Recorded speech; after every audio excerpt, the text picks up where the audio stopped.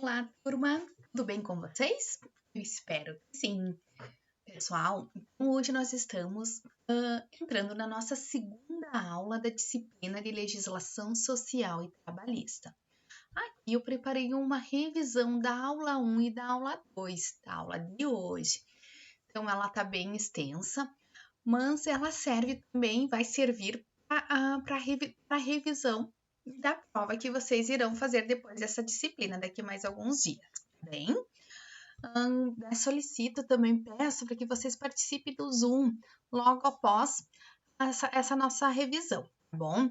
Eu vou estar passando recados importantes, datas, agora das próximas avaliações que teremos, tá bom? Haja vista que o nosso semestre está chegando ao seu final, né? Então, é muito importante que esse momento a gente foque bastante nas nossas atividades, deixar, né, todas organizadas no tempo certo, para que a gente não se aperte muito, né, quando chegar ali na última semana de junho, tá, pessoal? Então, vamos lá, então, para mais uma revisão da disciplina de Legislação Social e Trabalhista. O que foi visto na aula 1, foi a aula passada, Direito do Trabalho. Os direitos trabalhistas só começaram a ser respeitados no mundo após a Revolução Industrial.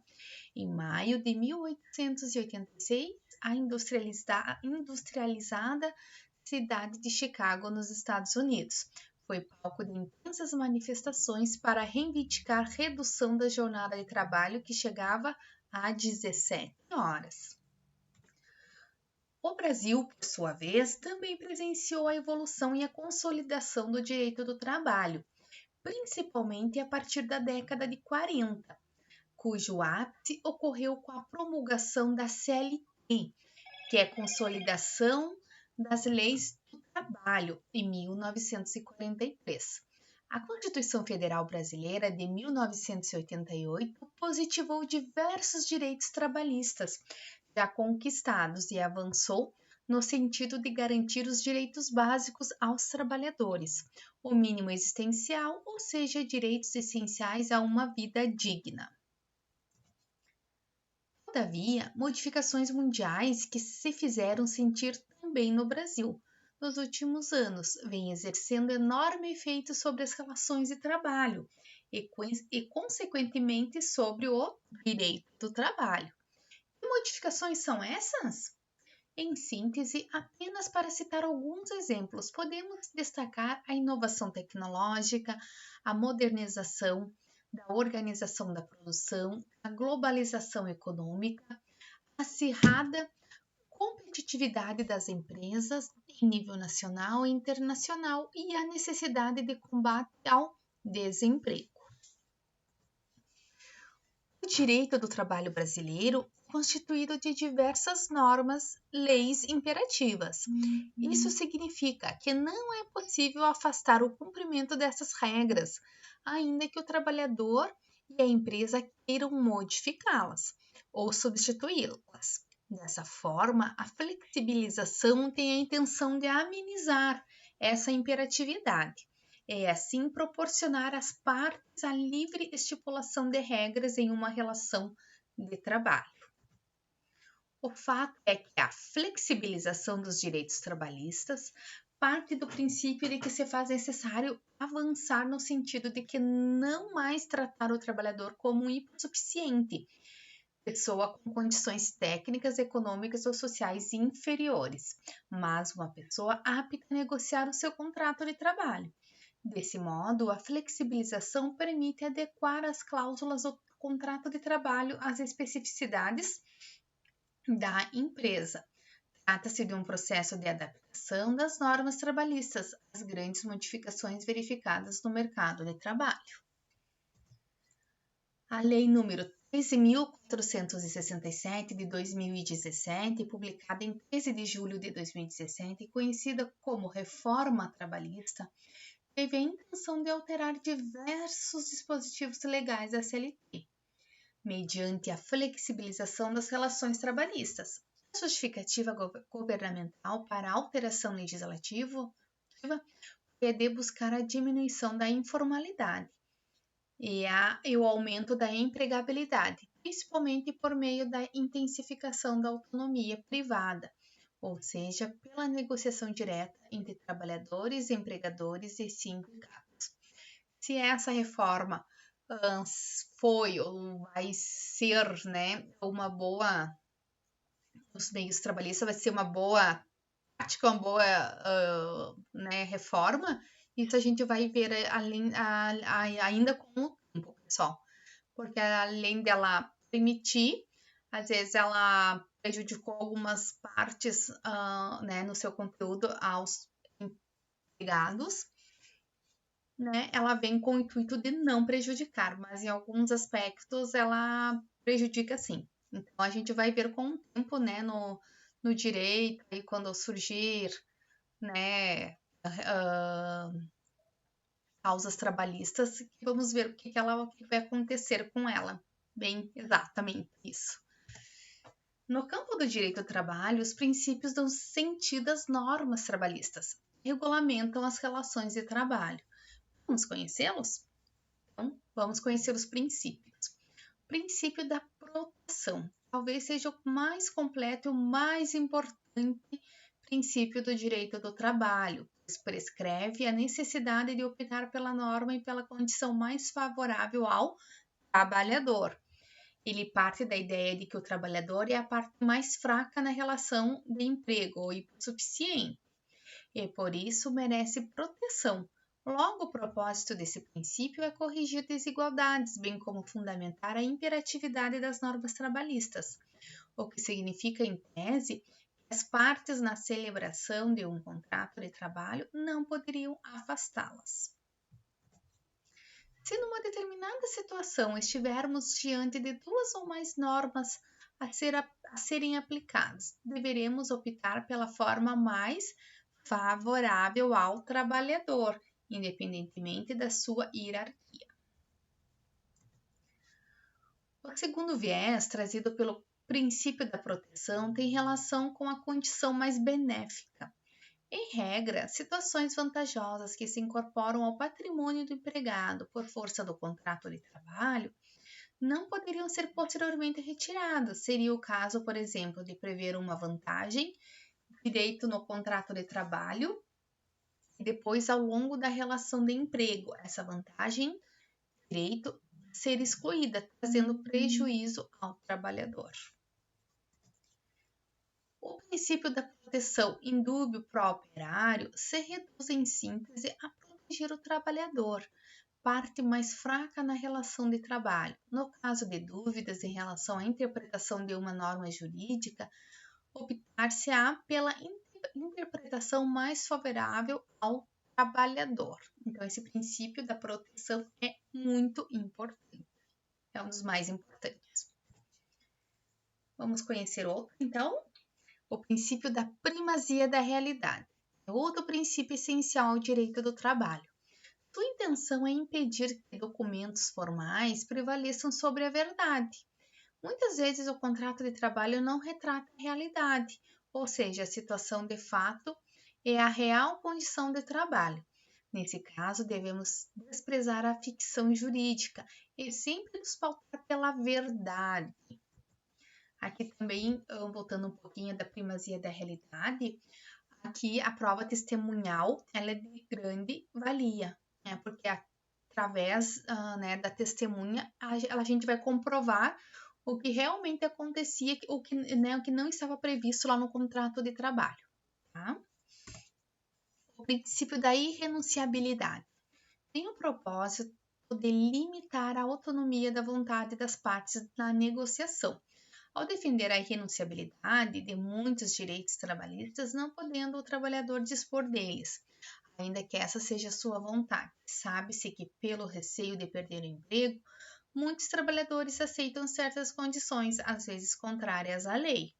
Por isso, o referido princípio objetiva impedir a renúncia de direitos, porém, sem impedir o trabalhador de negociar o modo de exercício de direitos. O princípio da continuidade, por sua vez, tem por fundamento a preservação do emprego, eis que um trabalhador empregado proporciona segurança econômica e permite incorporá-lo aos poucos na atividade empresarial. Para que você entenda a lógica desse princípio, vai-se necessário observar que o contrato de trabalho, em regra, é de trato sucessivo e se concebe por prazo indeterminado, sem fixar a data final de término do contrato de trabalho, que esse é o mais indicado, né, pessoal? Por prazo indeterminado. O princípio da razoabilidade, aplicável em todos os campos do direito. Ele está intimamente ligado ao princípio da boa-fé, agir com padrões éticos e morais, numa relação que se constrói sobre os valores da razão e da justiça. Seu pressuposto é de que o ser humano adote condutas e tome atitudes com bom senso e não de forma arbitrária. O fato de ser um princípio de caráter abstrato não o impede de restringir a conduta humana em situações que podem violar a dignidade do ser humano. Vamos ver o significado de renúncia e transação. A renúncia é uma manifestação unilateral de vontade do titular do direito, o empregado, que simplesmente abre mão de seu direito, mesmo sendo possível a renúncia por parte do empregado, desde que feita por livre e espontânea vontade e desde que não viole direito fundamental. Boa parte dos estudiosos e da jurisprudência brasileira não veem com bons olhos essa renúncia. Transação. Diferente da renúncia, que é manifestação unilateral, que é só de um lado, né? Pressupõe sempre a bilateralidade, ou seja, trata-se de uma manifestação em que ambas as partes, né, empregado e empregador, fazem concessões recíprocas. Ela é restrita a direitos patrimoniais de caráter privado, o que impede a transação de direitos indisponíveis, são aqueles aos quais as partes não podem dispor, renunciar, como o direito ao descanso, direitos que protegem a saúde do trabalhador e outros. Vamos ver a relação de trabalho. O que é relação de trabalho? Seria o mesmo que relação de emprego? Embora pareçam sinônimos, esses termos são diferentes sob o ponto de vista jurídico e mais, além de diferentes, possuem efeitos jurídicos e legais importantíssimos. A relação de trabalho tem caráter genérico e se refere a todas as relações jurídicas que tem como objeto o labor humano. Delgado, 2016, explica que a expressão relação de trabalho englobaria todas as espécies de contratação do labor, tais como a relação de emprego, relação de trabalho autônomo, a relação de trabalho eventual, de trabalho avulso e outras modalidades de pactuação de prestação de labor, tais como trabalho de estágio, etc.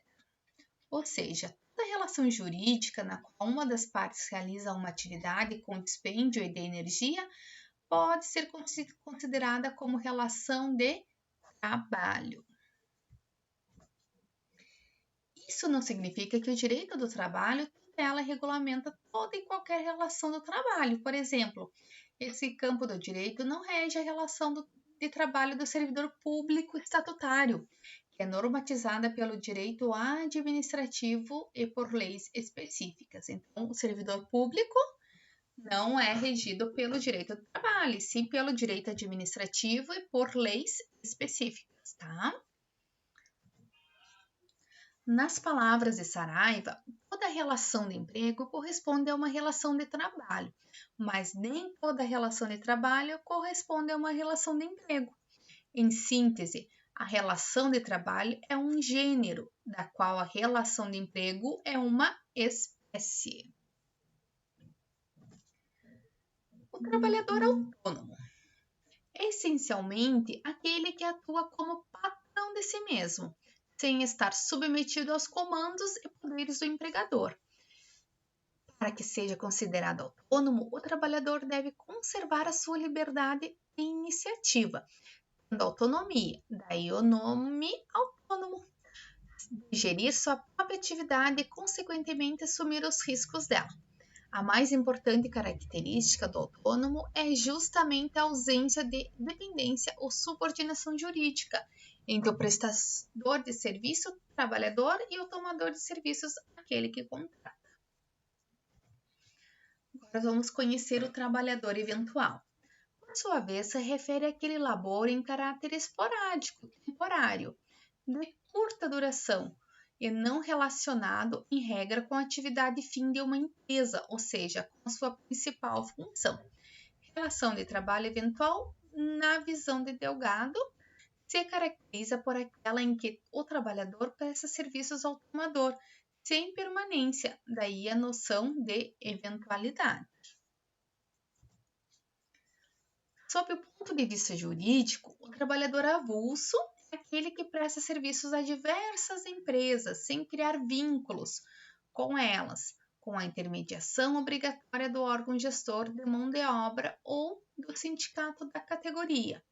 A grande característica do avulso é o fato de atuar no mercado específico, por meio de uma entidade intermediária que realiza a interposição da força de trabalho avulsa, em face dos distintos tomadores de serviço, que poderão ser os armazéns de portos, navios, encarregamentos ou descarregamentos, importadores e exportadores e outros operadores portuários. Relação de emprego agora. Requisitos da relação de emprego. A. Prestação de trabalho por pessoa física ou um tomador qualquer. Prestação efetuada com pessoalidade pelo trabalhador, pessoalidade, a pessoa. Trabalho efetuado sem eventualidade, que tem uma eventualidade, que é diariamente, com frequência, ou é todo o turno integral, meio turno, mas não é eventual, é com eventualidade. Trabalho efetuado sob subordinação, que alguém nos como é que a gente tem que trabalhar. Prestação de trabalho efetuada com onerosidade. A gente trabalha e a gente é remunerado. Altos empregados são os trabalhadores ocupantes de cargo de confiança e que agem em nome do empregador. Esses cargos muitas vezes são ocupados por diretores, administradores, superintendentes e gerentes com amplos poderes. Podem ter jornada de trabalho mais flexível e deve ter uma remuneração diferenciada. Vamos falar agora um pouquinho sobre teletrabalho, que hoje em dia está acontecendo, pessoal, devido à pandemia do Covid. Então, o teletrabalho tem dado muito certo nessa questão. É importante enfatizar que o trabalho em domicílio, atualmente, no sentido mais moderno do termo, tem sido denominado como teletrabalho. Mas como podemos identificar essa modalidade de atividade laboral? O teletrabalho se distingue do trabalho a domicílio tradicional, porque além de contar com tarefas mais complexas, faz uso de instrumentos de novas tecnologias como informática e telecomunicações. A reforma trabalhista, lá de 2017, regulamentou o teletrabalho por meio da introdução nos artigos 75A e 75E da CLT. É importante que você conheça alguma dessas regras. Segundo a lei, o comparecimento do empregado às dependências da empresa para a realização de atividades específicas não descaracteriza o regime de teletrabalho. Os meios telemáticos e informativos de comando, controle e supervisão se equiparam para fins de subordinação jurídica aos meios pessoais e direitos de comando, controle e supervisão. Isso significa que a subordinação estará presente de forma indireta, mediante o controle por instrumentos tecnológicos, a exemplo do controle ou acesso ao login da empresa. Muito bem, gente. Então, essa foi a nossa aula 1 e agora nós estamos partindo para a nossa aula 2. Então, pessoal, também, digo a vocês que assistam lá no ambiente virtual de vocês. Quem ainda não viu a aula 1, assistam. A aula 2 que está acontecendo hoje também assistam. A professora é especializada na área do direito, então ela dá inúmeros exemplos muito bacanas que a gente consegue entender melhor essa parte de leis, enfim, tudo que envolve trabalho e emprego. Ela explica de uma forma bem bacana como é que funciona, tá? Então vamos lá. Aula 2. Contrato e jornada de trabalho. Contrato de trabalho. Nos termos do artigo 442 da CLT, o contrato de trabalho é um acordo tácito ou expresso, correspondente à relação de emprego. Trata-se, na verdade, de um acordo escrito ou verbal, celebrado entre uma pessoa física, trabalhador, e uma pessoa física ou jurídica, empregador, por meio do qual a primeira se compromete a executar pessoalmente um serviço e a segunda a remunerar o serviço prestado. É importante que esse contrato seja sinalagmático, significa dever mútuo, recíproco, ou seja, o acordo pressupõe um equilíbrio nas prestações de cada uma das partes. O contrato de trabalho também é um acordo consensual, o que significa dizer que não há maiores formalidades para sua celebração. O contrato de trabalho é intuito personae, em relação ao empregado, mas não em relação ao empregador. O conceito está ligado à ideia de que o contrato é personalíssimo, podendo apenas ser executado pelo empregado contratado. Ademais, o contrato de trabalho é de caráter sucessivo, pois as prestações se sucedem ao longo do tempo. Além de ser um contrato de atividade regido por obrigações de fazer, se cumprem continuamente no tempo. É de caráter oneroso, cada um contribui com sua obrigação, e é dotado de alteridade. É o empregador quem assume todos os riscos da atividade empresarial. Então, esse é um conceito do contrato de trabalho, com suas características. Agora vamos ver o que é o trabalho ilícito. O primeiro aspecto a ser esclarecido é que o trabalho ilícito não se confunde com o trabalho proibido. Segundo, para compreendermos quais as repercussões disso no direito do trabalho, precisamos entender quando e como ocorre a contratação de um labor ilícito e de um labor proibido. Todo contrato de trabalho tem por objeto, obviamente, a prestação de um serviço. O fato é que a atividade a ser contratada deve ser lícita, sob pena de caracterizar a ilicitude do trabalho. Isso significa que a prestação de serviço deve estar em consonância com a lei, com a ordem pública e com os bons costumes. Um exemplo disso, que no Brasil é proibido, é o quê? O jogo, um exemplo é o jogo do bicho. Então, esse é um trabalho ilícito, ele é proibido por lei. E qual é o efeito jurídico de exercer um trabalho ilícito?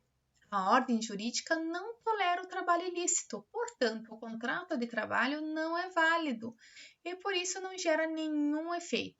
Logo, o trabalhador não tem a proteção do direito do trabalho. Isso mesmo, o ordenamento jurídico nega qualquer repercussão de caráter trabalhista a quem realiza trabalho ilícito.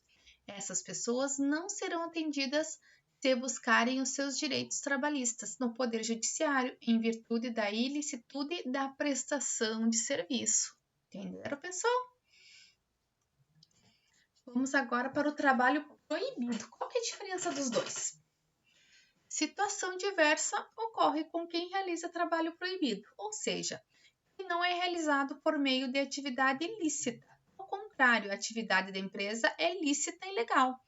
Porém, o trabalho prestado apresenta uma irregularidade, por desrespeitar alguma norma proibitiva do Estado. A título de exemplo, podemos destacar o labor executado por menor de idade ou por um estrangeiro sem autorização administrativa, visto de trabalho. Entenderam aí, pessoal?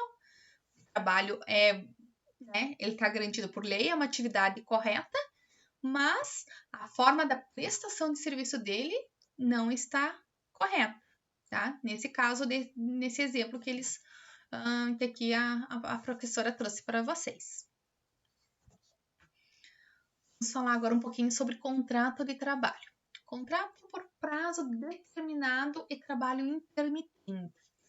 O parágrafo 2º do artigo 443 da CLT estabelece que a contratação por prazo determinado poderá ocorrer mediante 3 hipóteses. 1. Para a realização deste serviço cuja natureza ou transitoriedade justifique a predeterminação do prazo, substituição de empregado permanente em férias ou licença, por exemplo. 2. Para atividades empresariais de caráter transitório, realizam atividades esporádicas ou apenas por um período, como ocorre, por exemplo, com empresas que fabricam chocolate só na Páscoa, ou comércio que precisa, né, de maior funcionários, vendedores na semana do Natal, no Dia das Mães, enfim, uma data específica. Como nossa experiência aqui na nossa cidade, a colheita da maçã, na safra, tá? Então, pode ser feito contratos de trabalho por prazo determinado. Para contrato de experiência, cuja finalidade é conhecer o trabalhador. Então, essas 3 hipóteses que podem fazer um contrato por prazo determinado. Nas 2 primeiras hipóteses referidas, o prazo máximo é de 2 anos.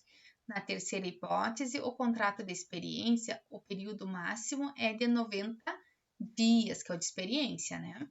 Ressalta-se que nessas situações a empresa contrata diretamente o trabalhador, não há intermediação de um terceiro, mediante contrato com data de término já estabelecida. É possível prorrogar o contrato uma única vez, desde que respeitado o prazo máximo legal. Objetivo, vamos falar agora sobre o trabalho intermitente, que ele veio com a nova CLT ali com a reforma trabalhista de 2017. O objetivo do trabalho intermitente é formalizar ou oficializar o trabalho popularmente conhecido como bico. A ideia é acionar o empregado apenas quando houver efetivamente a necessidade da prestação de seu serviço, o que poderá ocorrer em horas, dias ou até em meses alternados. O empregado, conforme determina o artigo 452-A da CLT, será convocado para o trabalho com 3 dias de antecedência, podendo recusá-lo se quiser. Se aceitar a convocação, a parte que descumprir, sem um motivo justo, terá que pagar à outra parte uma multa de 50% da remuneração. Ao final do período da prestação de serviço, o empregado receberá remuneração, férias proporcionais com acréscimo de 1/3, 13º salário proporcional, repouso semanal remunerado e adicionais legais. Durante o período de inatividade, ou seja, quando não houver prestação de serviço, o empregado não ficará à disposição do empregador, podendo prestar serviços para outras pessoas. Agora vamos falar sobre trabalho temporário e trabalho terceirizado. Quais as suas diferenças? O trabalho temporário, regulamentado pela Lei 6.019 de 1974, é aquele em que o trabalhador é contratado por uma empresa de trabalho temporário, uma agência, que fornece o seu serviço a outra empresa tomadora de serviços para atender à necessidade de substituição transitória de pessoa permanente, empregada em férias ou licença, por exemplo, ou a demanda complementar de serviços, acréscimo do serviço em período de Natal, como exemplo. O trabalho temporário, o prazo máximo de contratação é de 180 dias, que poderão ser ou não contínuos. É possível prorrogar por até 90 dias, desde que comprovada a necessidade. No trabalho terceirizado, a relação jurídica trabalhista é trilateral, formada pelo trabalhador terceirizado, pela empresa de prestação de serviços a terceiros, a contrata e é especializada no serviço que oferece, e pela tomadora de serviços, local em que o trabalhador terceirizado irá exercer o seu labor.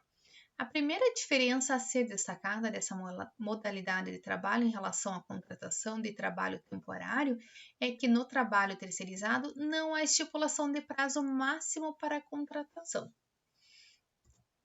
Além disso, quem controla, dirige e fiscaliza a prestação de serviços do trabalhador terceirizado é a prestadora de serviços e não a tomadora. Também não há pessoalidade em relação ao trabalhador terceirizado. Os trabalhadores terceirizados são empregados da empresa da prestação de serviços a terceiros e por isso fazem jus aos mesmos direitos trabalhistas dos demais empregados regidos pela CLT. Muito bem. Aqui, pessoal, deixa eu voltar um pouquinho sobre a terceirização. Também com essa nova reforma, né, trabalhista, ela vem também expandir um pouquinho mais sobre o trabalho terceirizado. Agora, com a nova reforma, qualquer empresa pode ter qualquer função um funcionário, um trabalhador terceirizado. Antigamente não podia, era somente pessoas ligadas à área da limpeza, da segurança, enfim, era 2 ou 3 funções que poderia se contratar um trabalhador dessa forma. Hoje em dia, não, né? Então, desde 2017, já pode ter qualquer função um trabalhador terceirizado. Tá bem? Suspensão e interrupção do contrato de trabalho. Na interrupção do contrato, o empregado não presta serviço. O seu período de afastamento é computado para todos os efeitos legais, inclusive permanece a obrigação de pagar salários e outras vantagens. Já na suspensão, não há prestação de serviço por parte do trabalhador, mas também não há pagamentos de salário e o seu período de afastamento não é considerado para efeitos legais. Isso mesmo, o trabalhador não presta serviço, mas é remunerado na hipótese de interrupção. Todavia, na hipótese de suspensão, não há pagamento de salários. Vamos ver agora alguns exemplos da suspensão. Afastamento por motivo de doença ou acidente a partir do 16º dia. Então, ele não vai receber salário, ele vai ter que encaminhar para a Previdência, para o INSS, desculpa. O período de licença da gestante por 120 dias, ausência por motivo de greve. Alguns, aqui nesse motivo de greve, alguns consideram como interrupção, pois conta como tempo de serviço. Exemplos da interrupção do contrato de trabalho. Afastamento por motivo de doença ou acidente até o 15º dia, então o empregador que custeia, esse tipo de afastamento. As férias, o repouso semanal remunerado, ausências justificadas legalmente de acordo com a CLT, tá? Então, esses são exemplos de interrupção, mas que recebe normalmente o seu salário. Vamos falar um pouquinho sobre acidente de trabalho. Para se caracterizar um acidente de trabalho, faz-se necessária a presença de 3 requisitos: o evento danoso, ou seja, o acidente, a existência de sequelas incapacitantes que deixa o trabalhador totalmente ou parcialmente incapacitado para o trabalho ou ocasiona sua morte, o acidente ou a lesão ocasionada durante a prestação do labor ou em função do trabalho. Para se caracterizar o acidente de trabalho, o empregado deve estar no local do trabalho ou à disposição de seu empregador, no transcurso do trabalho casa ou casa-trabalho, por exemplo. O acidente precisa gerar uma lesão que venha a causar a morte do empregado ou que venha a gerar uma redução ou a perda da sua capacidade laboral, seja de forma permanente ou temporária. Auxílio doença e aposentadoria por invalidez. O auxílio-doença trata-se de um benefício devido ao trabalhador segurado pelo INSS, que ficar incapacitado temporariamente para o trabalho ou atividade habitual por mais de 15 dias. O auxílio-doença acidentário, decorrente de acidentes de trabalho, doença do trabalho ou doença profissional. O auxílio-doença ordinário ou previdenciário, decorrente de doença e acidente comum, sem relação com o trabalho. O contrato de trabalho permanecerá suspenso. A aposentadoria por invalidez é um benefício previdenciário concedido na situação em que a incapacidade do trabalhador for total e permanente, não definitiva, impossibilitando-o de exercer qualquer atividade que lhe garanta a subsistência, desde que comprovada por perícia médica. O contrato permanecerá suspenso se o trabalhador recuperar a capacidade, poderá retornar ao trabalho. O empregador, todavia, poderá dispensá-lo mediante o pagamento de todas as verbas trabalhistas. Vamos falar agora um pouquinho sobre jornada de trabalho. Segundo Delgado, 2016, jornada de trabalho é o lapso temporal diário em que o empregado se coloca à disposição do empregador, em virtude do respectivo contrato. Isso significa que a jornada estaria relacionada, então, com o tempo destinado a um dia de trabalho. A duração do trabalho, diferentemente, traz uma noção mais ampla, porque abrange o lapso temporal de labor ou disponibilidade do empregado perante seu empregador, sob diversos parâmetros de mensuração: dia, duração diária, jornada, semana, duração semanal, mês, duração mensal e até mesmo ano, duração anual. Não é tempo à disposição, permanecer na empresa para atividades particulares, lazer, descanso, estudo, etc. Jornada constitucional, 44 horas semanais, 8 horas diárias. Há jornadas específicas para determinados trabalhadores. Deverá ser mantido o controle de jornada por meios idôneos, por meios eletrônicos, para fim de cuidar do seu controle, da sua efetividade no trabalho. Então, aqui tem um quadro, pessoal, sobre a jornada noturna, tá? O trabalhador, o empregado urbano, que trabalha na cidade, o horário noturno dele é das 22 horas às 5 horas. Quantos por cento ele vai receber a mais por trabalhar nesse horário? 20%. Tempo de uma hora noturna. Aqui, no caso do trabalhador urbano, não é 60 minutos, é 52 minutos e 30 segundos, equivale a uma hora noturna, tá? Então, aqui das 22 às 5, contabilizando esse horário em 52 minutos e 30 segundos, ele vai somar no final desse período 8 horas de trabalho, tá? E não 7, porque a hora dele, ali o tempo da hora é menor. O trabalhador rural agrícola é das 22 horas da noite até 5 horas da manhã, e o adicional noturno dele é 25%, é mais. E o tempo hora é igual ao relógio, em 60 minutos. E o da pecuária é das 20 horas até as 4 horas, adicional noturno de 25%, também é mais o percentual. E o tempo da hora noturna é 60 minutos. Tá bem, pessoal? Vamos lá? E terminou.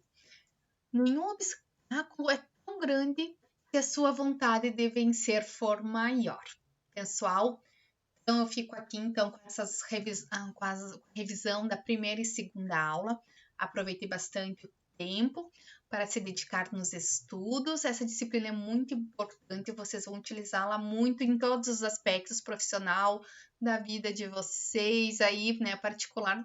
A gente sempre precisa, saber um pouquinho dessa parte de direito do trabalho, porque é um direito também que a gente precisa saber para a gente mesmo, E, pessoal, então, espero vocês lá no Zoom. Tenho uns recados bem importantes para passar a toda a turma, tá bom, gente? Beijos, até daqui a pouquinho.